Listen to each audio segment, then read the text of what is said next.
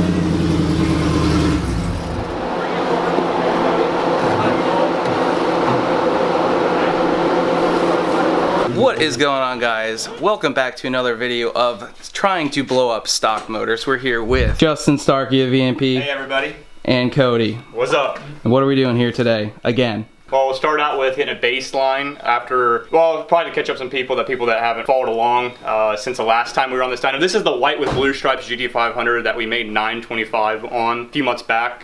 Since then, it's been 949 at 152, which is the stock motor, stock trans car record for GT500s.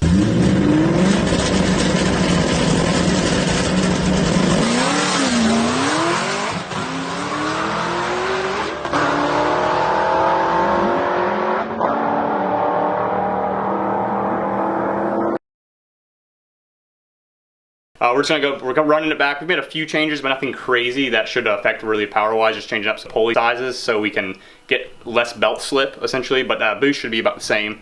We're just gonna get a baseline on it now after that pass, just reassure what it's making now in its current form, and then after that, we're gonna play with some stuff and see where it heads. What are we doing? What he said. No, seriously, he's got a VMP Grip Tech 2.5-inch pulley, 10% lower, VMP adjustable tensioner, also VMP billet spring-loaded tensioner down there. So we just want to verify the car is where it was before. He did tell me something really interesting. He dropped the exhaust and the boost went down a couple pounds, which most of the time catbacks are not a restriction. This one was particularly quiet and apparently was a restriction. So I'm really excited to see what it does on the dyno because of that change. And then we are, if everything goes well, we're going to swap the blower to another iteration of the VMP 2.65 Gen3R TVS, the secret sauce version, and see if it makes a little more power. And yeah, maybe we can make 1,000 on a stock motor GT500. Try to. See how close we can get, or the motor will die trying. Or the motor will die trying. Or the motor will die trying. Yes, yeah, exactly. This is a science channel now. Science channel. You know, we got Professor Horsepower over here. And Professor Stick Shift over here, the driver. Yeah. It has no exhaust. Earplugs are necessary.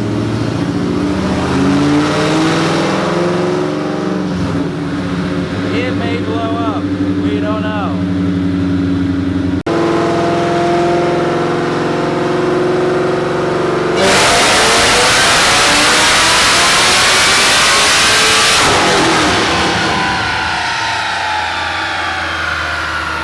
That was very loud.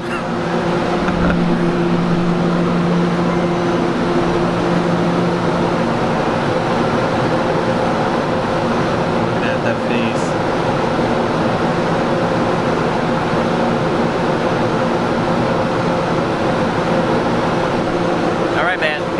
Alright, that vibrated my teeth.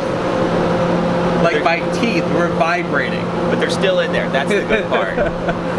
So we just smoothing happened to be on 0, and it was on the STD correction factor. So it made 1,000, but it wasn't real. Okay. So it was just that vibration that you felt, it'll Yeah. actually show up on a dyno. Yeah. And it made some spikes that weren't real. So smoothing 5, it made 938 STD, and then 915 SAE smoothing 5. Dang. Yeah. That is. So this is the most conservative number you could possibly see. Yeah, so this is what we were just telling him on his side of the thing, is this is SAE smoothing 5, so this is the lowest dyno graph you're going to read on a dyno jet. This is the lowest correction factor. So this goes for all the people that said the car does not make 900 wheel. So it made 915 SAE smoothing 5. Beforehand it made 925 STD smoothing 0 on the last time, and a lot of people, there was a lot of controversy on that. So, but this is SAE smoothing 5, so it made 915, and you know, the dyno room is, I'd probably say it's 65 in here, so yeah, pretty solid numbers. Now we get to play. Yeah. How much boost in timing was that? And we're running E85? This was, this was E85, this was on, how many pounds?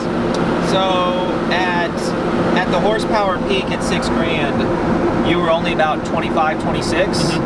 But if you do run it all the way out to 67, it does spike up to about 27, 28, but it doesn't make any more power up there, so you just gotta be careful how you look at that. This is because it's stock cams, so I mean, we're really flow limited right now. That's why we removed the exhaust to help free some of that up a little bit, but yeah. And timing was? Timing's 18.5 degrees. This is on, E85, pump. I got half mix of pump E85 and some like Ignite E90 mixed in, just to make sure we have a consistent fuel. So last time you were actually on the 21 degrees too. Yeah, last time we were dyno, we were on 21 degrees, and we pulled some timing away from it, so we're now at 18.5.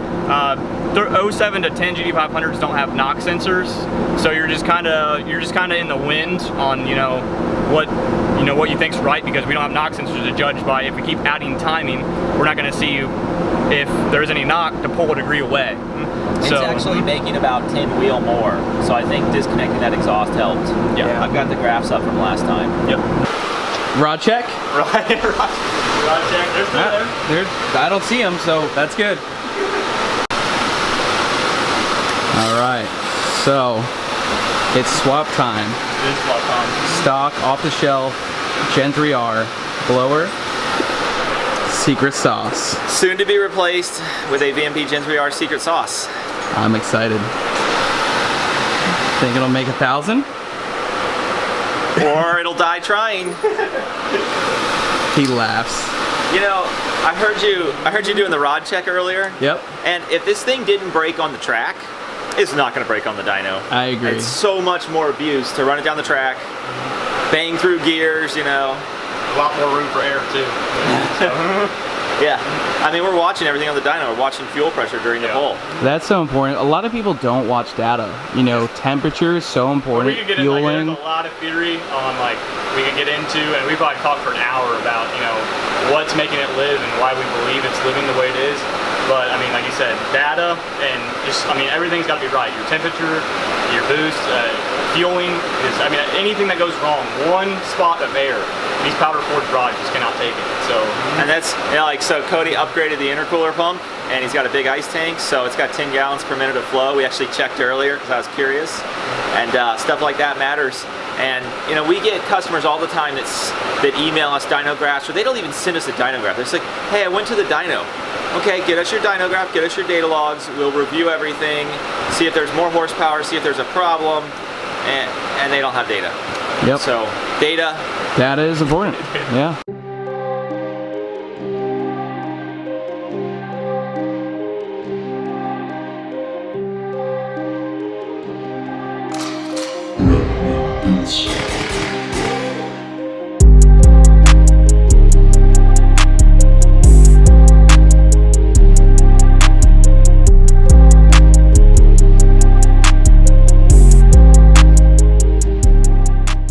Put it topside down. check the rotors. Yeah, we're gonna do an inspection. After Looks perfect to me. that looks brand new still. Yeah, pretty much looks brand new. Yeah, party. That's nice. Yeah. So, This is what your supercharger should look like. If it has a bunch of scratches in here and stuff like that, and you call VMP and say, my supercharger's messed up, that's how we know something went through it. And there's before we swapped over to the grip tech, and then the new VMP idler, and then before we swapped over to the VMP idler and the grip tech, we were getting a little bit of belt slip, and still haven't cleaned the blower since then, but perfect now. I do want to tell you too, the grip tech will actually make a little bit of dust in the process of it gripping the belt. Yeah, so could be that as well. Yeah, but this thing looks beautiful, man. I hate to see it go. Yeah. But I'm gonna go get another VMP out of the truck. Exactly. We got right here another VMP Gen3R, but the secret sauce stage 3 version, which we do not sell to everyone, because if used improperly, it will potentially make less power. If used properly, it makes a buttload more horsepower. The internals of this supercharger are actually the way that some things are done internally. It is biased more towards high RPM, high flow, and Cody's 10% lower and 2.5-inch upper is suited for the Gen3R Secret Sauce Stage 3. So we're gonna put it on. I've never put it on a stock motor before. I've tried them on built motors. They make a ton more power, but it's gonna be really interesting to see what it does on a stock motor. Now, before people comment, what happened to the P? Well, this was actually a really early supercharger in the run of the VMP Gen3Rs. It was like the first 5, and they were still testing out the depth of the cutter here, and they went too far, so they outlined the Superman logo, and they lost the P. I like it. Something a little different. Yep. Unique. Nice. Get this puppy on there and see what it does. You ready to break your car? Try.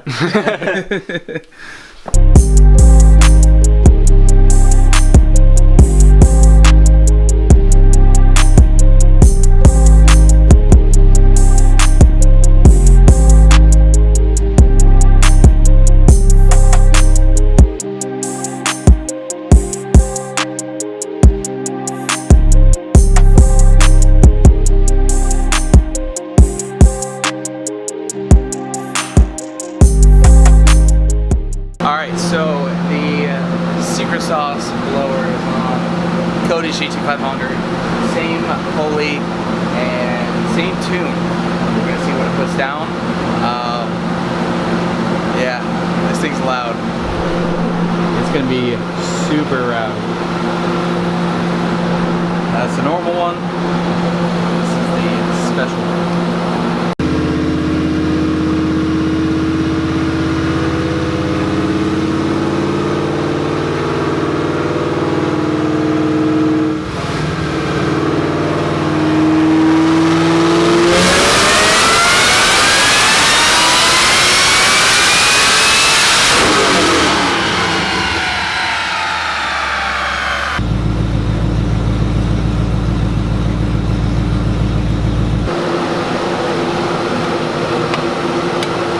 She wanted more boost. More boost it is. 2.4, I like it.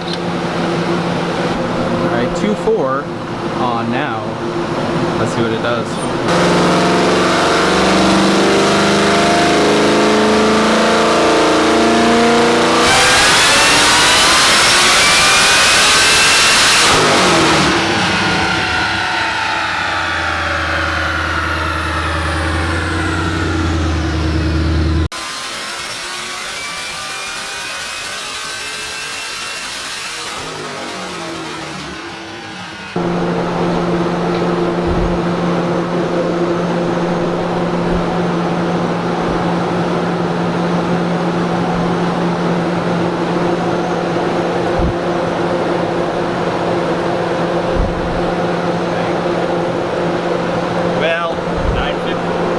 Is it okay? We made 950.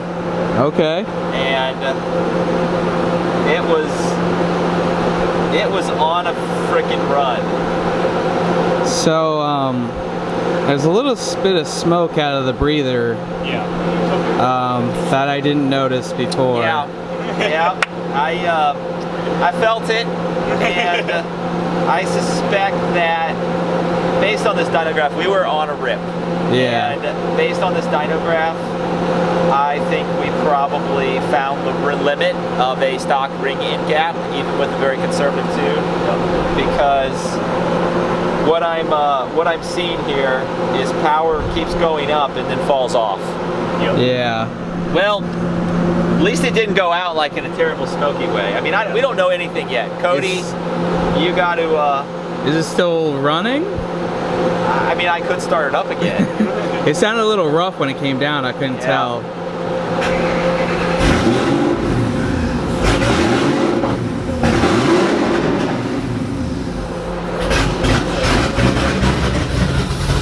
Oh no. She's done. What happened? It's straight smoking out of the breather.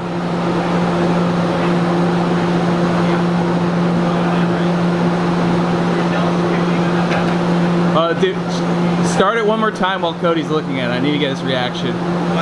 Start it one more time. Cody, go look at it. You come here.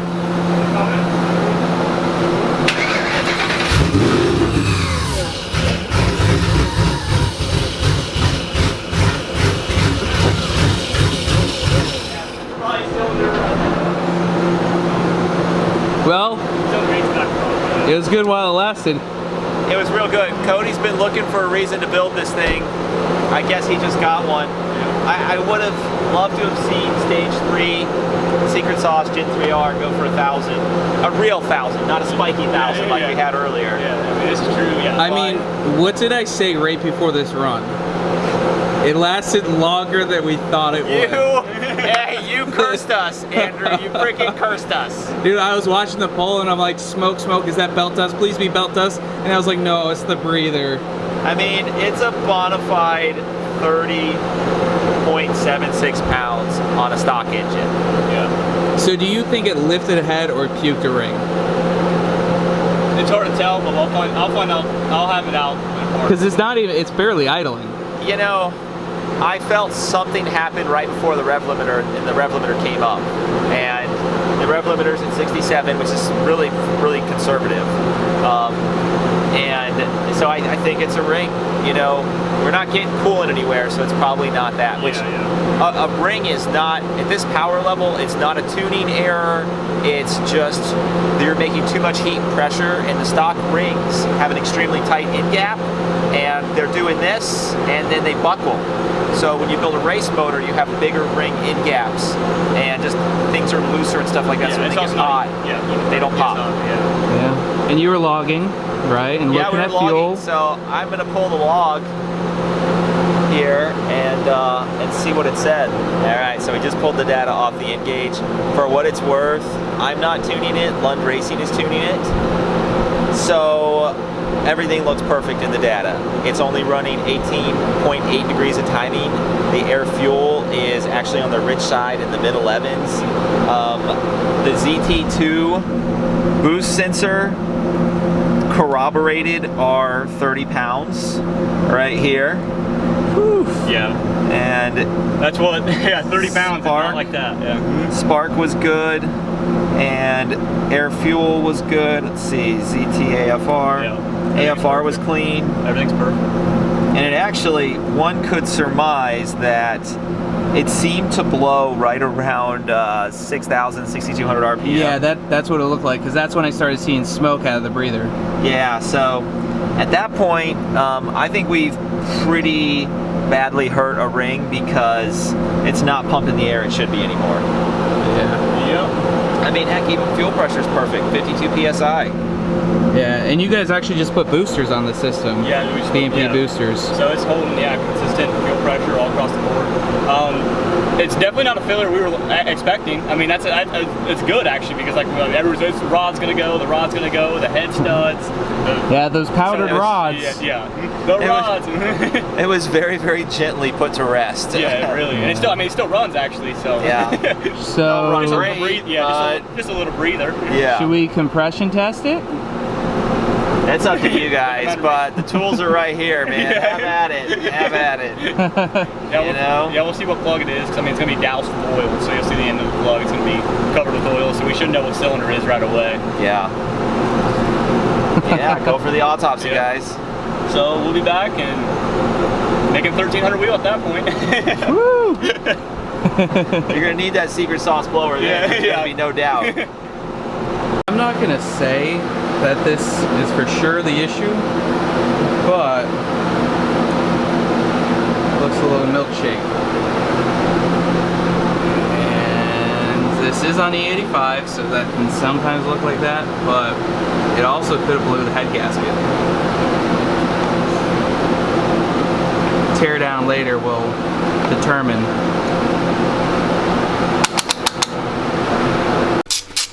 Alright, so we want to check plugs, might compression test it. It's definitely going to be the left-hand side bank. We'll know more. That cylinder's good. Gap's a little tight. It looks fine. It looks fine though. But yeah, there's no oil. Definitely, yeah. That one's fine. Yeah, that looks good. Looks nice and healthy. We're going for the compression test? He wanted to do it, so. I wanna see the vid, so. I wanna see the conclusion. The two plugs we pulled look great. They look great. Yeah. Definitely, I don't know, a little white though. That's okay on corn. Yeah, E85 will do a little white. It's really the strap. I mean, And the timing mark, last time I pulled them on the TR7iXs were almost perfect. The marking on the strap. I'm gonna be surprised with that gasket. I think it's gonna be the back. That one's fine. We pull all four. It's like the front and rear are usually the ones to blow. It feels like. Yeah. I mean, when you take it apart too, like don't wipe the surfaces clean. You can, because you can read the head gaskets, you can read the block. Yeah. Even between the head gaskets, you can see shit. Like the lead between the layers. Yeah. How many layer head gaskets is this? 3, probably 3. Oh my goodness. That one looks fine as well. So what's going on here, Cody? Zero clue. I don't know. You probably don't have a bore scope, do you? Not here. Alright, so those 4 spark plugs look good. And those 4 bars. And these 4 spark plugs look great. Obviously, there's a little bit of white, but that's very common for E85 for any YouTube mechanic experts. Gap looks fine, so we didn't it's not like we closed the gap on any plugs. Yeah, the porcelain looks fine too, so that one inside the spark plug. Moment of truth. We got the compression tester. Just unplugged the fuel pump. Okay, let's see it. And it's time to see.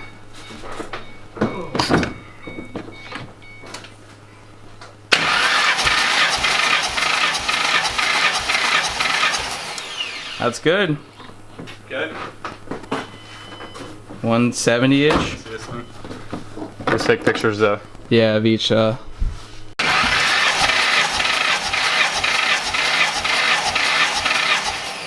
It's good.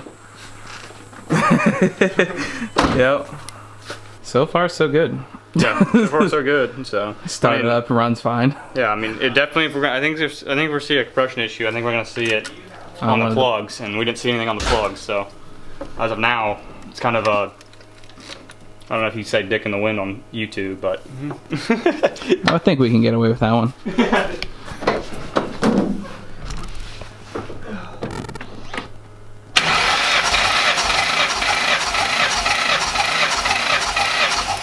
Yep.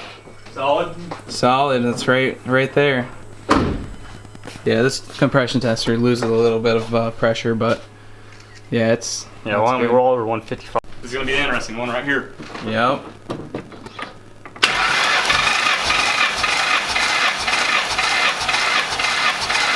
Yep. That's it. We're good? It's good. It's great. Exactly the same. Huh.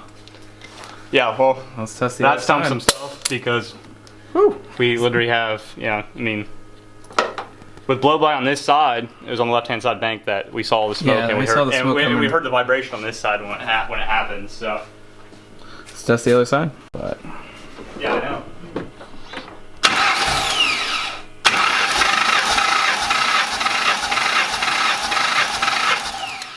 we are good. You ready? Yep.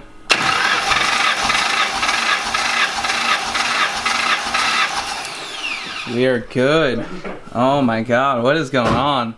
If it's the last... And it sounds fine when it's running too.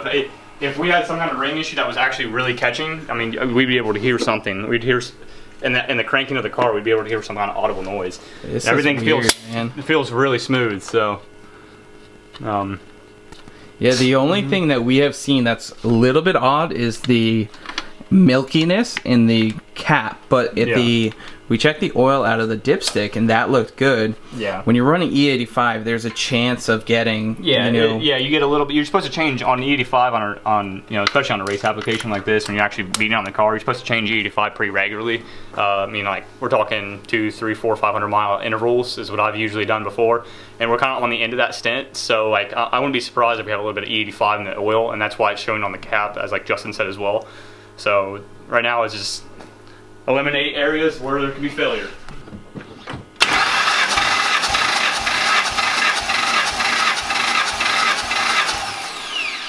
We're good. We're running straight breathers. All right, are you ready? Yeah, I mean, it is what it is at this point. Oh my god. No compression. No compression? Just kidding. It is right there. Dude, this motor, at least your pistons. Yeah, the bottom end. The bottom end is very, very healthy. Yeah, very healthy because everything's. That was a dead-on consistent compression every single cylinder. Every cylinder looks like it's within about 5% max. So we're gonna put everything back together and I guess start it. Start it. We'll start it. Put the plugs back in it. I mean, the gap on every single plug's fine. I'm happy with the way the plugs look. For those people that want to know something about some plugs, the timing mark right there, that's a really conservative timing mark too. I mean, the porcelain inside the plug looks really, really good. It's completely white. So the plugs look beautiful. No issue with those. So, I mean, we've eliminated plugs. We've eliminated bottom ends. No fuel issues. The tuning was perfectly on par. So right now it's just figuring out there's something wrong with the camera and something within the head. Yeah, or if we had something stupid like a vacuum leak or something. I don't know. Exactly. So, I mean, obviously we saw some blow by, but if you had a massive vacuum leak, that could cause, a little bit of blow by. Exactly. All right, let's put it back together and we'll check back in. Yes, sir.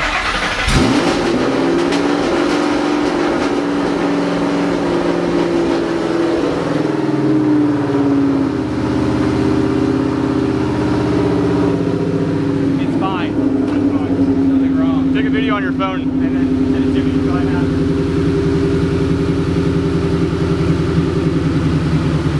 Oh my god. Hey, I'm gonna turn it off.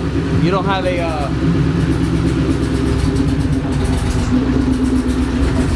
It's exhaust. Huh? It's exhaust. Because it doesn't know how to idle because it has nothing on. Alright, so we just put the belt. We actually took the inner drive accessory belt off because we assumed that it was blown up and it'd be easier to put it on the trailer. And it looks like it didn't blow up. So we're just gonna start it now that we have the belt on and everything's back on it. So yeah, everything's fine. Figure out where we're at with it. Everything looks fine. I mean, from all the tests we've already done a few tests on it, so everything looks fine as of now. And we've already done a key on when it was with the belts were off of it, and they work fine as well. So just gonna make sure.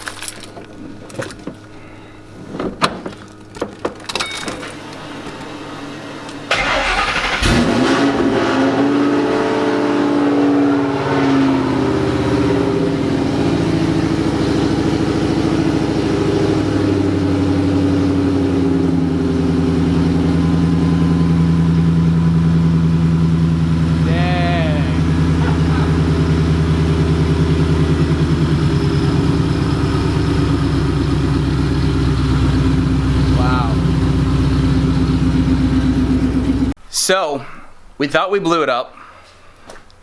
It didn't blow up. Yeah, well, it was a really bad so a lot of people are gonna be like, oh my gosh, because there was a lot of bad circumstances. We took the pull to 7200, which we've never done, and it all lined out. The car made 950 wheel at the top of the pull, and then on D-cell, the car broke up really bad, and we were immediately thought, you know, the car blew a head gasket or something wrong with one of the rings. Yeah, and we saw the blow-by. Yeah, we saw blow-by smoke, so we all just assumed, you know, we shot something on the left-hand side of the bank. So we started to run some tests on it. We got the blower back off, the stage 3 blower back off of it. It was making gnarly power. We just never got to actually finish it off now because we've already swapped back. So it made 950, and if you look at the graph, it was going, I mean, it was peaking off because it fell short, but it was on an uphill climb. But when the whole vacuum issue happened, which we just now realized, we aborted mission because we thought we hurt something. Well, after we did the test, we ran the plugs and did the compression test. The compression test is beautiful. The car literally tested out at almost 180 and almost every single bank. And we've been beating on this car for like 4 or 5 months now. Like I said, it holds the record. It's 949 at 152 mile an hour. So if you do a 152 mile an hour at 3,600 pounds in the calculator, it's like 960 wheel. So it's definitely making some steam. Yeah. But we just thought it was a different circumstances, and those were not it. And the car is, as you saw, runs, drives, and is 100% perfectly fine. So we'll see if we're going to go back out to the track with it, try to put that record a little bit deeper. But as of now, it's fine. It's fine. It's fine. Oh, man. All right, back up on the trailer.